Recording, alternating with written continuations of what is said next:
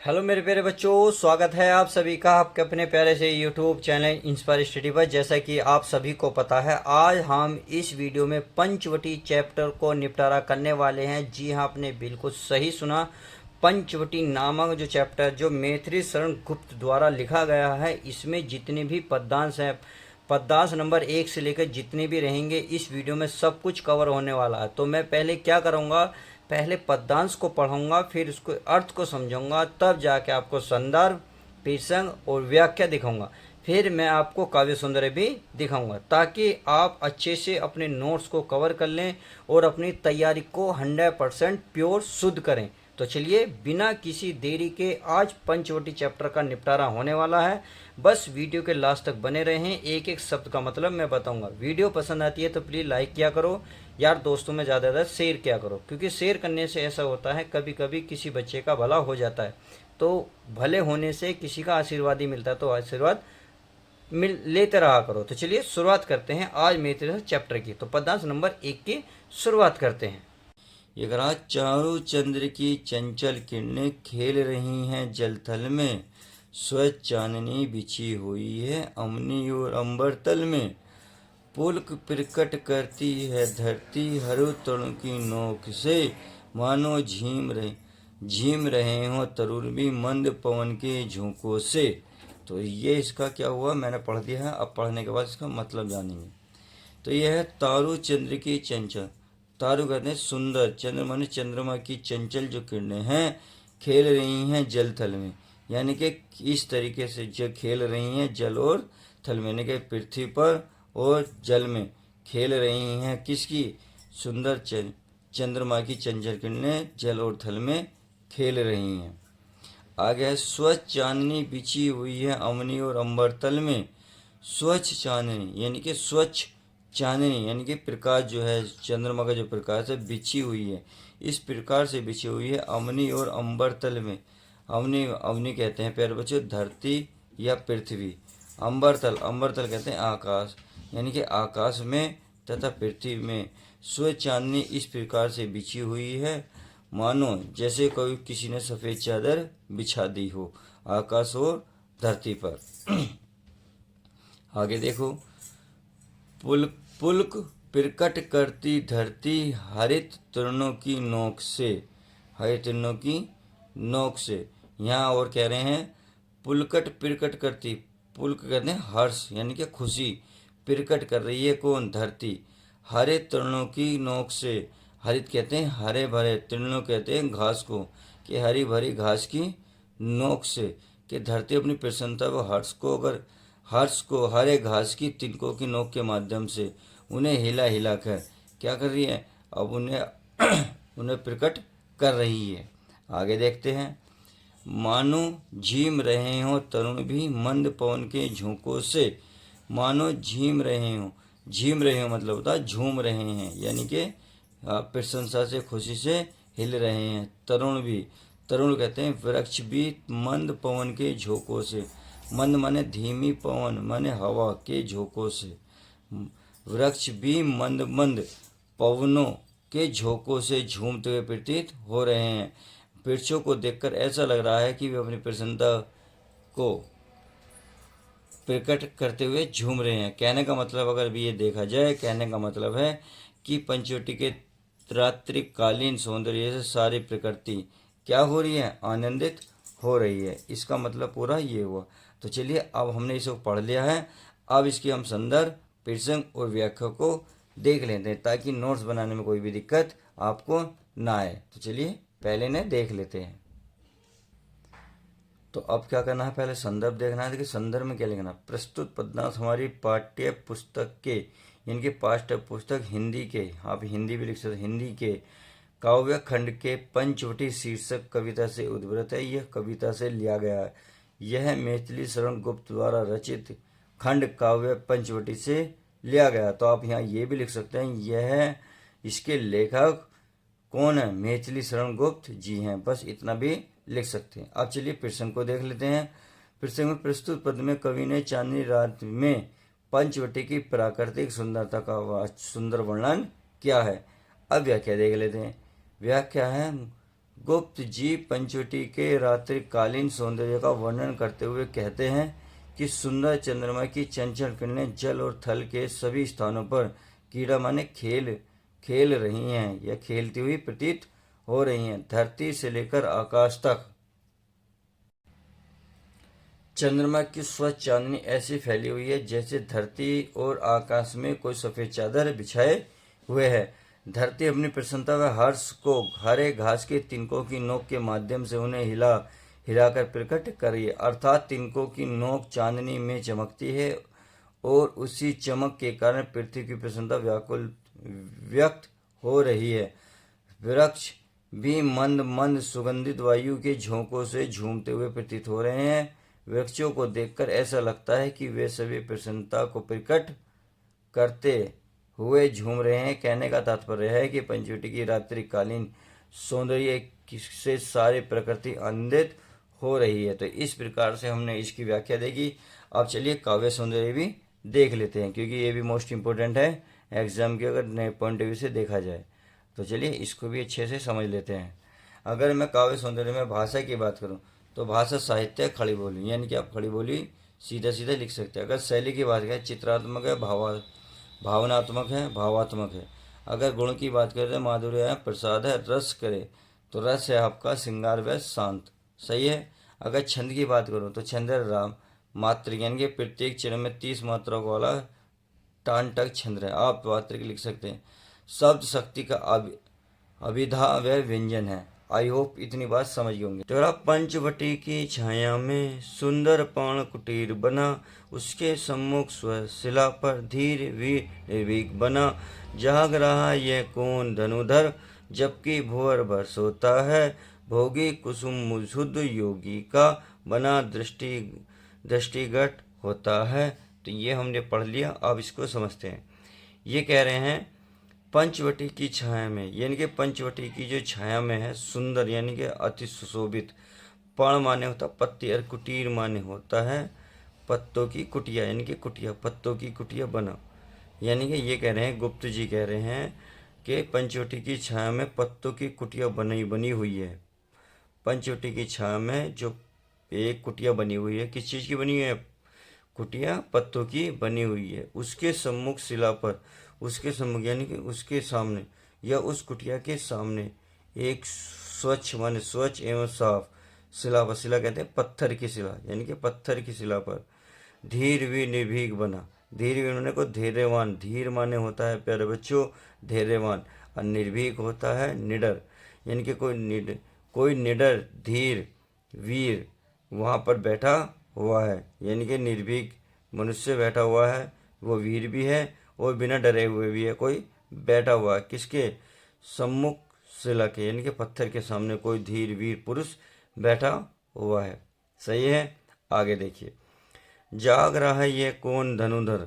जागना माने होता है उठना, यानी कि सोया नहीं है, जगा हुआ है। जाग रहा है कौन धनुधर, और धनुधर कहते हैं जो मनुष्य धनुष धारण किए हुए, यानी कि जिसने धनुष को धारण कर रखा। तो कौन है वह, यानी कि जाग रहा कौन धनुधर, वह कौन है बाण, जो जिसने बाण धारण कर रखा है। और यह कौन है, ये कौन जाग रहा है। जबकि भुवर भर सोता है, जबकि भुवर कहते हैं संसार, भुवर सोता है, इनके सारा संसार सो रहा है, परंतु ये कौन जाग रहा है, जो धनुष को धारण, यानी कि धनुष को धारण किए हुए है, सही है। अब आगे देखते हैं। इगराई भोग कुसुमय शुद्ध योगी सा, बना दृष्टिगत होता है। भोगी कहते हैं संसारिक सुखों में विलुप्त, यानी कि जो संसारिक सुखों में खोया हुआ रहता है, जिसे अपनी शुद्ध बुद्धि की होश नहीं रहता, केवल संसारिक सुखों में मद मस्त रहता है। अब कुसुमा युद्ध है, इसका मतलब है कामदेव योगी सा, यानी कि ये कह रहे हैं उसके रूप में सौंदर्य और तंत्र को देखकर, यानी कि उसकी जो है भोगी माने संसारिक सुख और कामदेव, यानी कि कामदेव जैसी वो रखने वाला तान्यता को प्रतीत हो रहा है। मानव संसारिक सुखों में सा बना दृष्टिगोट, मानव संसारिक सुखों में लिप्त कामदेव योगी के वश में आकर बैठ गया। बना दृष्टिगत, दृष्टिगत में दिखाई देता है कि उस कि कौन कैसे दिखाई देता है, कामदेव सा योगी सा बना हुआ दिखाई देता है। और यहाँ आकर कौन बैठ गया है, इसकी जो है कवि प्रशंसा कर रहे हैं। आई होप इतनी बात समझ गए होंगे।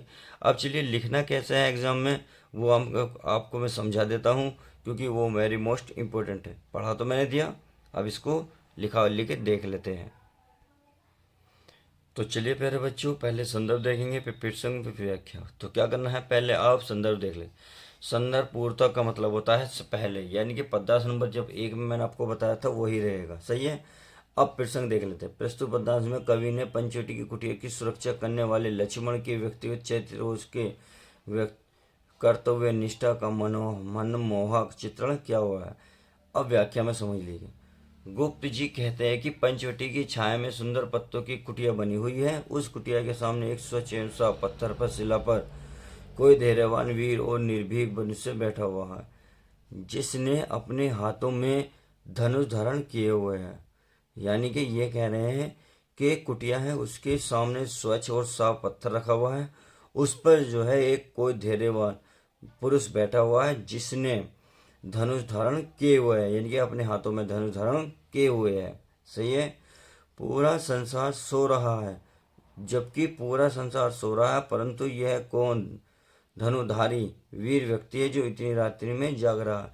यानी कि ये जबकि बात है जब रात्रि हो रही थी तो सीता माता और राम जी सो रहे थे, परंतु लक्ष्मण जी जाग रहे थे, क्योंकि वे पंचवटी कुटिया की रखवाली कर रहे थे, तो वो इतनी रात्रि में जाग रहे थे। उसके रूप, सौंदर्य और तान्यमता को देखकर ऐसा प्रतीत हो रहा है मानो सांसारिक सुखों में लिप्त कामदेव योगी के वेश में यहाँ आकर बैठ गया है। उम्मीद है ये बात अच्छे समझ में आ गई होगी। अब देखिए अलंकार काव्य का सौंदर्य को भी देख लेते हैं। तो चलिए काव्य का सौंदर्य देख लेते हैं। अगर काव्य के सौंदर्य में भाषा की बात करूँ तो शुद्ध साहित्य खड़ी बोली हो गई, शैली भावात्मक का प्रबंध हो गया। अगर गुण की बात करेंगे तो प्रसाद और रस होगी शांत, सही है। छंद मात्रिक। अब अलंकार की बात आ जाती है, अनुप्रास अलंकार, वो इसमें उपमा अलंकार दिया हुआ है। तो ये करा पद्यांश नंबर 3 में, किस व्रत में है वृत्ति वीर यह, निंदा का यों त्याग किए, राजभोग्य योग्य विपिन में बैठा आज विराग लिए, बना हुआ है पहरे जिसका उस कुटीर में क्या धन है, जिसकी रक्षा में रत इसका तन मन है जीवन है। तो चलिए अब इसको पढ़ लिया है, अब इसको समझते हैं। किस व्रत में है, व्रत कहते हैं, देखो प्यारे बच्चों कैसे कहते हैं, नियम को, यानी कि किस नियम में है वृत्ति वीर है। वृत्ति माने धनुधर, जो धनुधारी वीर है यह किस नियम में है, निंदा को यों त्याग किए, निंद्र माने नींद का यों यानी कि इस प्रकार से त्याग किए हुए है, और निंद्रा का यानी कि अपनी नींद का त्याग क्यों हुए है। जो धनुधर वीर है ये निंद्रा का क्यों त्याग हुए है, ये कौन से नियम में है, ये कौन से व्रत में है, सही है। आगे देखते हैं। आप घबराना नहीं है, आपको मैं नोट्स भी दिखाऊंगा ताकि आप अच्छे से लिख भी ले। राजभोग्य के योग्य विपिन में, राजभोग का मतलब होता है ये जो व्यक्ति राजभवन के सुख भोगने के योग्य है, यानी कि जो राजभोग है यानी कि राजभवन का जो भोग होता है उसके भोगने के योग्य है। और विपिन कहते हैं प्यारे बच्चों, विपिन कहते हैं, विपिन विपिन होता है वन, यानी कि वन। जो राजभवन के राज को भोगने के योग्य है वह वन में है, बैठा आज विराग लिए, बैठा है आज, और विराग होता है प्यारे बच्चों विराग्य, विराग लिए यानी कि आज की चिंता में यहाँ बैठा हुआ है। बना हुआ है पहरे जिसका, बना हुआ है पहरे माने पहरेदार जिसका, जिसका ये पहरेदार बना हुआ है, उस कुटीर में क्या धन है। तो उस कुटीर में यानी कि वो जो पत्तों वाली कुटिया थी जिसमें सीता जी और राम जी थे, तो उसमें कह रहे हैं कि वो उस कुटीर में से क्या कौन सा धन है, उनसी कौन सी माया है जिसके ये पहरेदार बने हुए हैं। क्लियर है, समझ में आ गई। यानी कि वो कुटिया जो पत्तों की बनी हुई है उसमें ऐसा कौन सा धन है, ऐसी कौन सी माया है जिसके रखवाली इतनी रात तक कर रहे हैं, इनके पहरेदार लगा रहे हैं, कि जो निंद्रा को अपने त्यागे हुए हैं और कौन से नियम में हैं। और ये तो जो है राजभोग्य योगने के योग्य है, राज के राजभोग राजभवन में योग्य हैं रहने के लिए, परंतु वन में बैठे आज विराग हैं। अच्छा जी आगे देखते हैं। जिसकी रक्षा में रत, जिसका तन है मन है जीवन है। जिसकी रक्षा में रत, रत होता लगा हुआ, जिसकी रक्षा में लगा हुआ है, इसका तन मन और जीवन है। यानी कि इसमें जरूर कुटिया में कोई अमूल्य वस्तु होगी, जिसकी रक्षा के लिए यह धनुधर वीर जो है अपना तन मन और जीवन तक समर्पित किए हुए है। उम्मीद है ये अच्छे से समझ में आ गया होगा। तो चलिए अब इसकी व्याख्या को देख लेते हैं, काव्य सौंदर्य भी देखेंगे, क्योंकि एग्जाम में कभी कभी काव्य सौंदर्य आ जाता है। तो चलिए पहले हम उसको व्याख्या, संदर्भ और प्रसंग देख लेते हैं। तो अब संदर्भ क्या रहेगा? पूर्वत ही रहेगा। पूर्वत का मतलब जो मैंने पिछली में बता दिया वही रहेगा। अब देखिए प्रसंग देख लेते। प्रस्तुत पद्यांश में कवि ने उस समय का वर्णन किया है जिस समय श्री राम और सीता जी पंचवटी की कुटिया में सो रहे हैं। यानी कि उस समय का वर्णन है, और लेखक उस समय का वर्णन कर रहे हैं जिस समय सीता जी थी और माता जी रात के समय आराम कर रहे थे। तब लक्ष्मण जी बाहर जा रहे थे, तब उसकी उन्होंने व्याख्या अच्छे से की है। तो क्या व्याख्या की है उसको समझते हैं। ये व्याख्या में लिखा है, गुप्त जी यानी कि मैथिली शरण गुप्त जी कहते हैं कि यह धनुधर वीर किस कठिन व्रत की धारण किए हुए, व्रत माने नियम, ऐसा कौन सा नियम धारण किए हुए है कवि आगे कहते हैं कि मेरे मन में यह प्रश्न बार बार उठ रहा है कि इस वीर ने अपनी नींद क्यों त्याग दी है, अर्थात यह रात्रि में भी क्यों जाग रहा है। जो व्यक्ति राजभवन के सुख पाने योग्य है, यानी कि राजभवन यानी कि जो अयोध्या का राजभवन था उसके सुख पाने के योग्य है, वह वैराग्य धारण किए हुए एकांत वन में बैठा हुआ है। यानी कि चुपचाप एकांत वन में बैठा हुआ है। आखिर इस कुटिया में ऐसा कौन सा धन रखा गया है जो वह युवक अपने की परवाह किए बिना पूरी तमन्यता के साथ, यानी कि पूरे निष्ठा के साथ इस कुटिया की रक्षा कर रहा है। आगे देखते हैं। इस कुटिया में निश्चित रूप से कोई अमूल्य वस्तु है जिसकी रक्षा के लिए वह धनुधर वीर अपना तन मन और जीवन तक समर्पित किए हुए है। तो ये इसकी हुई पूर्णतः व्याख्या। उम्मीद है अच्छे से समझ में आ गई होगी। तो चलिए अब इसका काव्य सौंदर्य देख लेते हैं। काव्य सौंदर्य इम्पोर्टेंट है, देखें ऐसा नहीं है कि इम्पोर्टेंट नहीं है। काव्य सौंदर्य में क्या है? भाषा देखने शुद्ध साहित्य खड़ी बोली है। अगर शैली की बात करें तो भावात्मक है, प्रबंध है। अगर गुण की बात करें तो प्रसाद है, रस है, शांत। आज छंद की बात करें तो मात्रिक है, सही है। और शब्द शक्ति की बात करें तो अभिधा, लक्षणा व व्यंजन है। अलंकार इसमें अनुप्रास अलंकार है। उम्मीद है सब कुछ समझ में आ गया होगा। मृत्य लोक मालिन्य मेटनो स्वामी संग जो आई हैं, तीनों लोक की लक्ष्मी ने यह कुटी आज अपनाई है। तो इसका देखिए पूरे का मतलब जानिए। पहले ये नहीं मृत्यु लोक किसे कहते हैं? मृत्यु लोक ने मृत्यु लोक की। मालिन कहते हैं, मालिन्य यानी कि दोष यानी कि पाप। मेटना माने मिटाने, स्वामी के संग यानी कि स्वामी के संग जो आई हैं, तीनों लोक की लक्ष्मी ने यह कुटी आज अपनाई है। यानी कि इस कुटी में अपना रही हैं या उपस्थित हैं।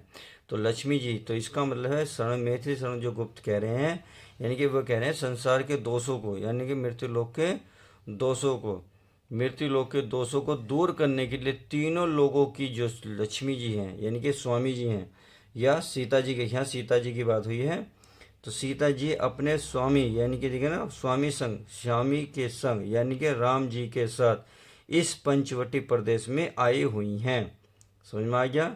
यानी कि संसार के दोष को दूर करने के लिए तीनों लोगों को स्वामिनी सीता अपने स्वामी श्री राम के साथ इस पंचवटी में आई हुई हैं, यानी कि इस पंचवटी में पधार रही हैं या यहाँ आराम कर रही हैं। ये कब की बात है? जब पंचवटी में सीता जी आराम कर रही थी रात्रि के समय, तब की बात हो रही है। अब आगे देखते हैं।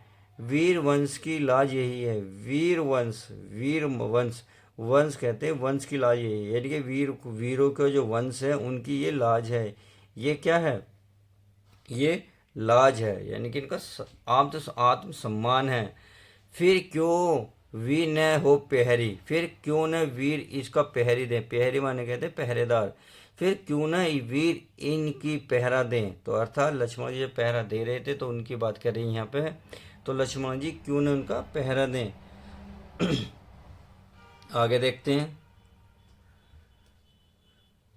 तो ये कह रहा है, अच्छा ये हो गया। विजन देश है, निशा शेष है, निशाचरी माया ठहरी। विजन देश है, विजन कहते हैं प्यारे बच्चों निर्जन, निर्जन देश को, यानी कि अनजान देश में निशा शेष है, अनजान देश है ये। और निशा यानी कि रात्रि भी शेष है, यानी कि रात अभी बची हुई है। निशाचरी माया ठहरी, निशाचरी कहते हैं राक्षस, और राक्षस माया, माया ठहरी यानी कि राक्षस से भरा ये मायावी जंगल है, अर्थात राक्षस से भरा हुआ मायावी जंगल है जो यहाँ ठहरे हुए हैं राक्षसी। और रात्रि भी शेष है। और विजन देश यानी कि विजन बताया था अभी मैंने, निर्जन यानी कि अनजान देश है। तो क्यों ना उसका वीर इसका रक्षा करें, क्योंकि ये वीर वंश की लाज यही है, यानी कि इनकी मर्यादा है, उनका आत्मसम्मान है, तो क्यों ना वो इसकी रक्षा करें।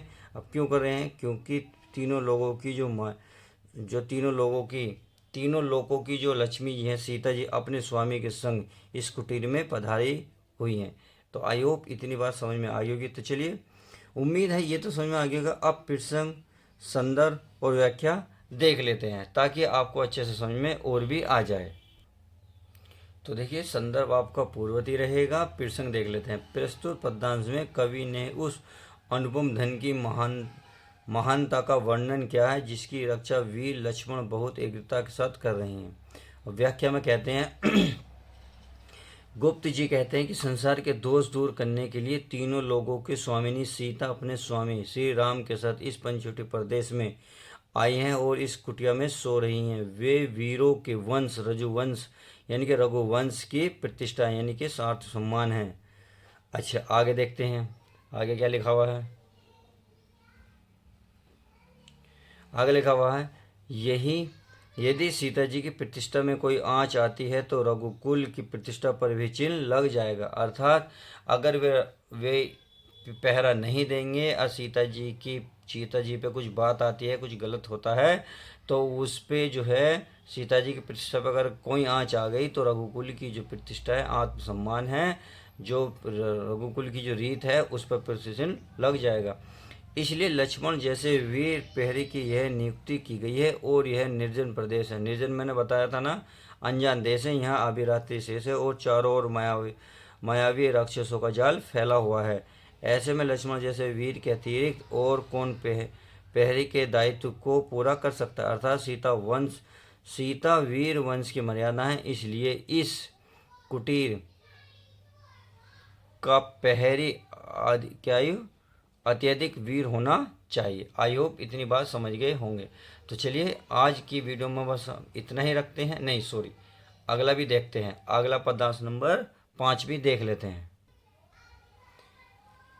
आप पद्यांश नंबर 5 को देखिए। ये कह रहा है, क्या यही स्वच्छ चांदनी यह है क्या ही निस्बंध निशा है स्वच्छदन स्वच्छन सुमंद गंध वह निरानंद है कौन दिशा। बंद नहीं अब भी चलते हैं नियति कंटी के कार्यकलाप, पर कितने एकांत भाव से कितने शांतो चुपचाप।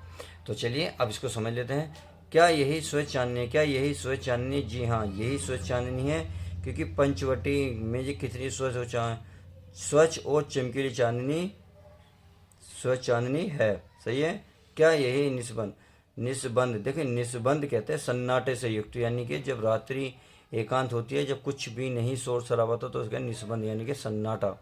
क्या यही सन्नाटा है? क्या यही रात्रि यानी कि एकांत रात्रि है, या रात्रि भी बहुत शांत है? यहाँ कहते हैं तथा रात्रि भी शांत है। अर्थात मैत्रेय गुप्त कह रहे हैं कि पंचवटी के प्राकृतिक सौंदर्य को निहारते हुए जो है लक्ष्मण सोचते हैं पंचवटी में कितनी स्वच्छ और चमकीली चांदनी है तथा रात्रि भी बहुत शांत है स्वच्छनंद सुमन गंध वह निरानंद है कौन दिशा। स्वच्छ नंद, देखिए स्वच्छ नंद किसे कहते हैं? स्वच्छ नंद स्वतंत्र, और सुमंद कहते हैं मंद, यानी स्वतंत्र मंद, और गंध वह है यानी कि हवा, निरांधर आनंद है कौन सी दिशा, यानी कि चारों दिशाएं स्वच्छ हैं, आपकी क्या है? मंद है, हवा प्राकृत नेचुरल चल रही है, और चारों दिशाओं में आनंद ही आनंद है। अर्थात आप कह सकते हैं स्वच्छ सुगंधित वायु जो है मंद मंद बह रही है, तथा पंचवटी में किशोर आनंद नहीं है, अर्थात चारों दिशाओं में आनंद ही आनंद फैला हुआ है। इतनी बात समझ गए। चलिए अब आगे देखते हैं। आगे है, बंद नहीं है अब भी चलते हैं नियति नटी के कार्यकलाप। यानी कि बंद नहीं है, यानी कि अब भी कार्य चल रहे हैं, अब भी चलते हैं नियति नटी। अब नियति नटी क्या होता है ये बात समझिए। प्राकृतिक रूपी नृतिका, यानी कि प्राकृतिक रूपी नृतिका। और क्रियाकलाप तो कार्य कार्य होते हैं या काम करना होता है, क्रियाकलाप यानी कार्य। यानी कि देखिए सीता जी सो रही हैं, परंतु अब भी कौन सा काम नहीं है, अब भी चारों दिशाओं में काम चल रहा है, अब भी कोई भी कार्यकलाप यानी कि काम रुका हुआ नहीं है, सारे काम चल रहे हैं। प्रकृति रूपी नृत्य के सारे काम चल रहे हैं, पर कितनी एकांत भाव से, कितने शांतो चुपचाप। देखो सारे काम चल रहे हैं, परंतु कितने, सब एकांत भाव से, सब शांति से, बिल्कुल एकांत भाव से चल रहे हैं, शांति चल रहे हैं और चुपचाप, यानी कि बिना किसी शोर शराबे के शांति से चुपचाप और एकांत भाव से सारे कार्य हो रहे हैं। आई होप इतनी बात समझ गए होंगे। तो चलिए अब इसके संदर्भ प्रसंग और व्याख्या को अच्छे से समझ लेते हैं, ताकि आपको नोट्स बनाते वक्त कोई भी दिक्कत ना हो। तो मैंने बताया ना, संदर्भ तो प्यारे बच्चों वही रहेगा, क्योंकि मैं फिर से कई बार संदर्भ को बता चुका हूँ। नहीं तो चलिए एक बार और बता देता हूँ कि प्रस्तुत पद्यांश में या प्रस्तुत दोहे में, प्रस्तुत दोहा हमारी हिंदी काव्य खंड से पंचवटी नामक चैप्टर से लिया गया है, शीर्षक से लिया गया है, जिसके लेखक मैथिली शरण गुप्त जी हैं। इतनी बात समझ गए। अब प्रसंग देख लेते हैं।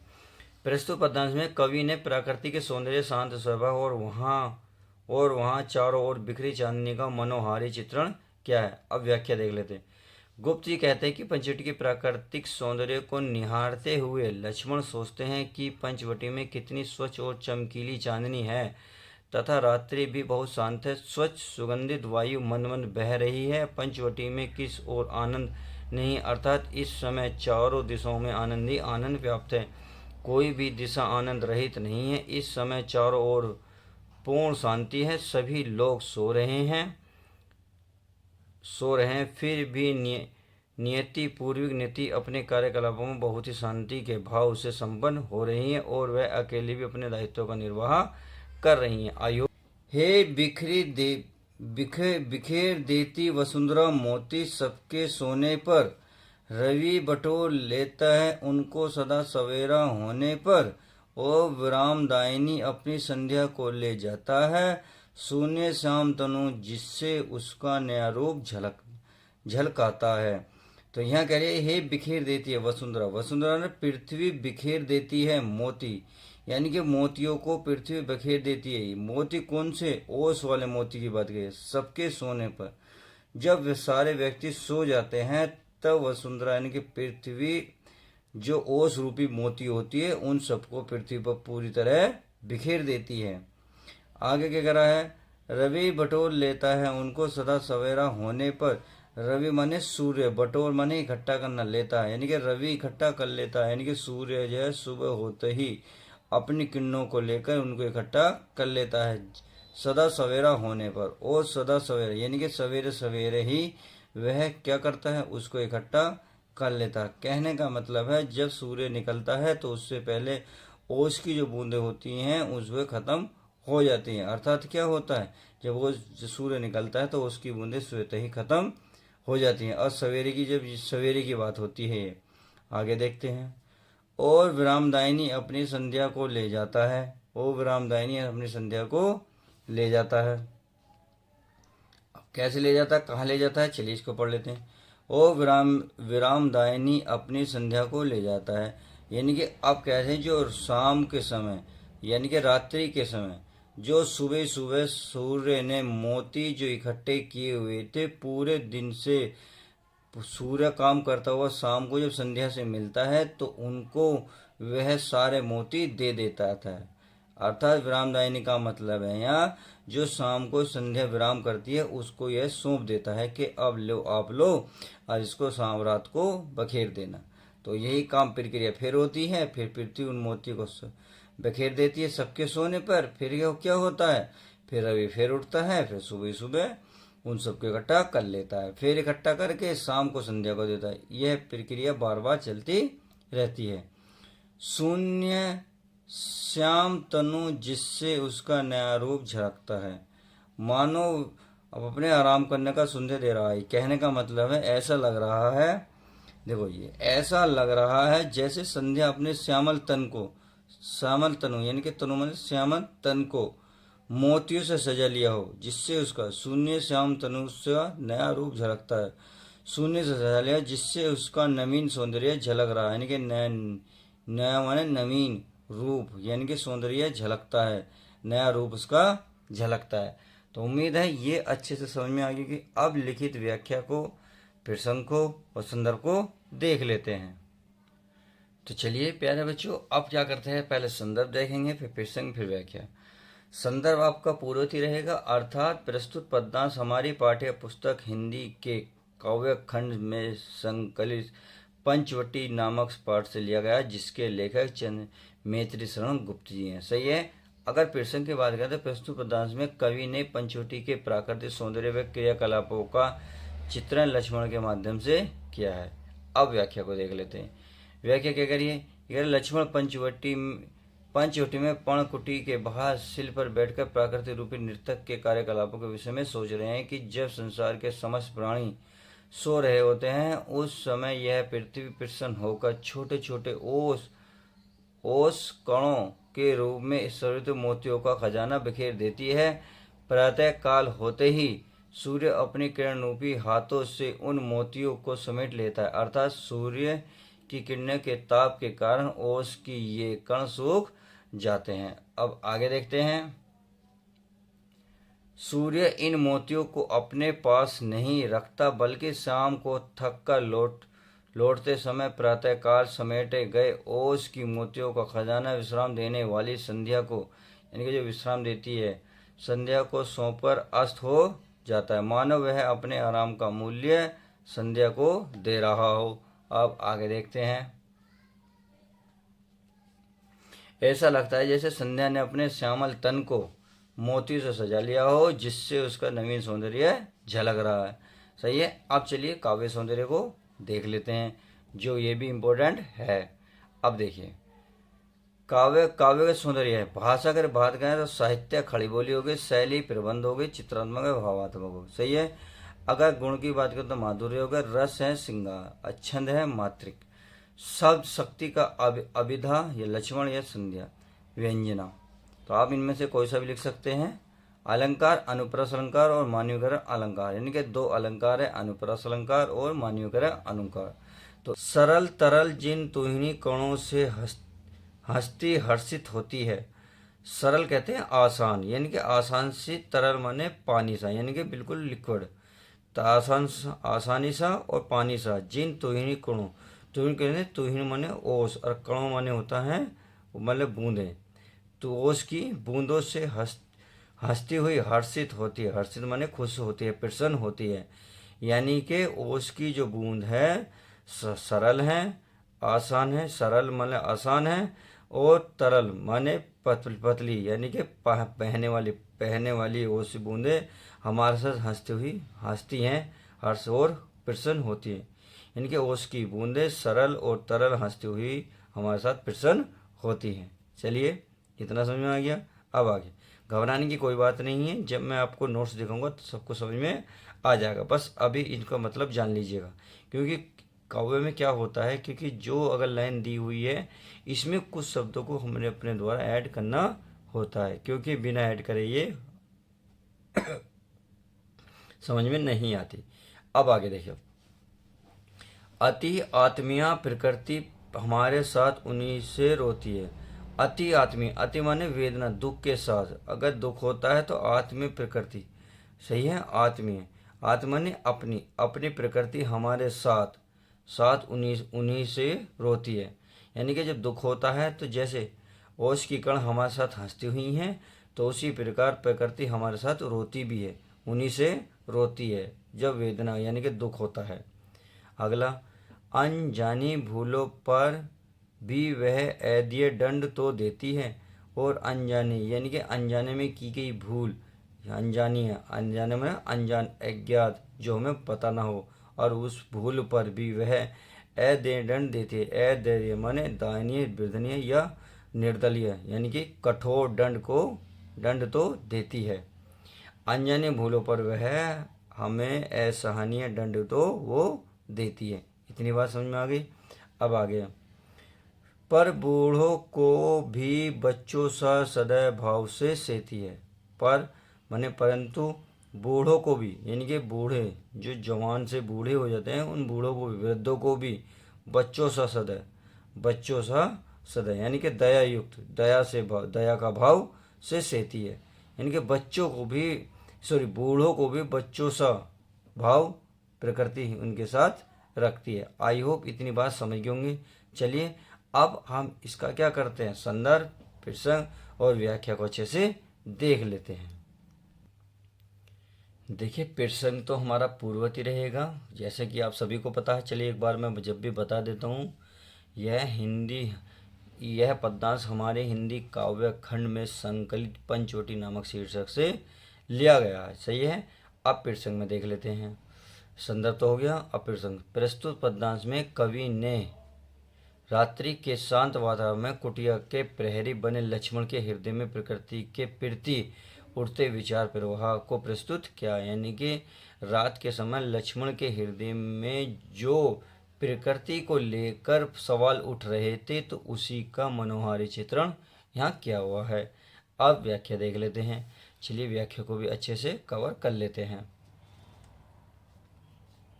यह है आपका, गुप्त जी कहते हैं कि लक्ष्मण जी सोच रहे हैं कि यही प्रकृति ओस की बूंदों के माध्यम से अपने प्रसन्नता प्रकट और वेदना की स्थिति में आती बनकर आंसू बहाती प्रतीत होती है। लक्ष्मण जी प्राकृतिक विधान के विषय में सोचते हुए कहते हैं कि यही प्रकृति जाने अनजाने में हुई हमारी भूलों और अपराधों के लिए भी कठोर दंड देती है, और कभी कभी यह दयालु बनकर बूढ़ों की भी बच्चों के समान सेवा करती है। यानी कि जब प्रकृति को दया आती है तो यही प्रकृति दयालु बनकर बूढ़ों को भी बच्चों के समान, यानी कि बच्चों जैसा व्यवहार भी इसके बूढ़ों के साथ करती है। इस प्रकार प्रकृति के कठोर और कोमल दोनों रूप हमारे समझ प्रकट होते हैं। यहाँ प्रकृति में आत्मीयता और संरक्षण का भाव व्यक्त हुआ है। आई होप इतनी बात समझ गए होंगे। अब चलिए काव्य सौंदर्य भी इसका देख लेते हैं। काव्य सौंदर्य क्या है? काव्य सौंदर्य में अगर भाषा की बात करते हैं, साहित्य खड़ी बोली होगी, शैली प्रबंधन या भावात्मक होगी, गुण हो गया प्रसाद व माधुर्य। अगर रस की बात करें, शांत एवं श्रृंगार है, छंद मात्रिक है, शब्द शक्ति लक्ष्मण है। चाहो तो आप इसे मत करना, ये तो रहने दो। अब अलंकार की बात करें तो अनुप्रास अलंकार, और इसमें है अनुप्रास अलंकार और उपमा अलंकार। अनुप्रास अलंकार क्यों है? देखो, सरल तरल, हस्ती हर्षित होती है, अति आत्मीयता में क्रमशः र और ल है व ए वर्ण की पुनर्वृत्ति होने के कारण यहाँ अनुप्रास अलंकार दिया हुआ। यानी कि र है ल अगर ये बार बार आते हैं तो प्यारे बच्चों इसका क्या होगा? अनुप्रास अलंकार होगा। जैसे यहाँ से आया था, से के बाद यह तय आया है, यानी कि देखा इसमें 2 बार रे आया है, इसमें 2 बार है आया है, और इसमें 2 बार ले आया है। यही कह रहा है, इसमें 2 बार आया है। तो ये इसी कारण अनुप्रास अलंकार और अब उपमालंकार।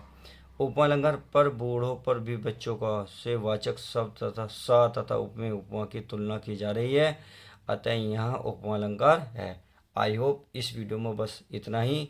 उम्मीद है सब कुछ समझ में आ गया होगा। तो चलिए अगला पद्यांश भी और देख लेते हैं। तो अगला पद्यांश क्या है इसको भी चेक कर लेते हैं, आसानी से पढ़ते हैं।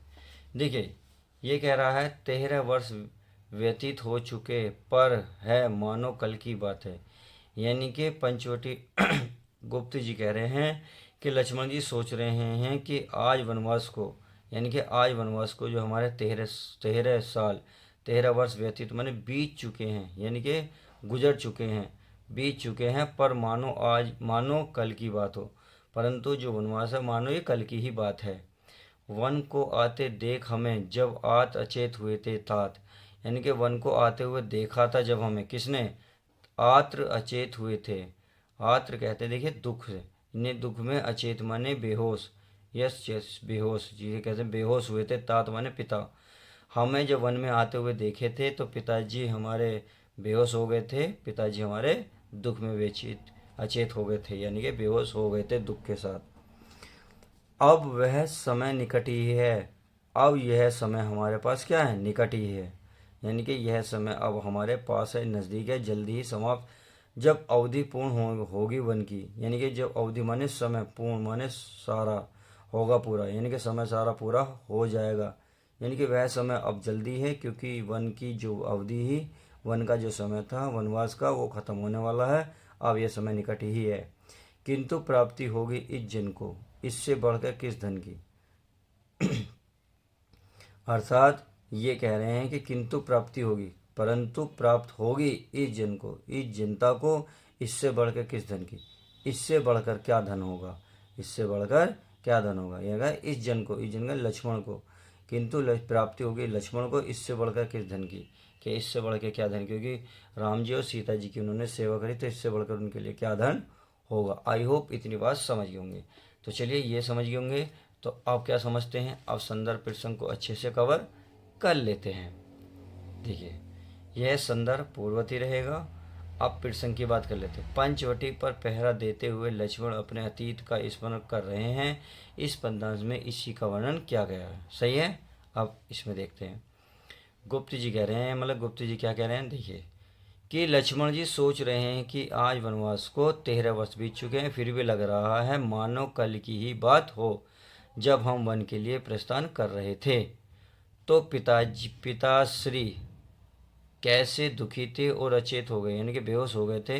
अब बस वनवास की अवधि बीतने ही वाली है, मात्र कुछ समय शेष रह गया है।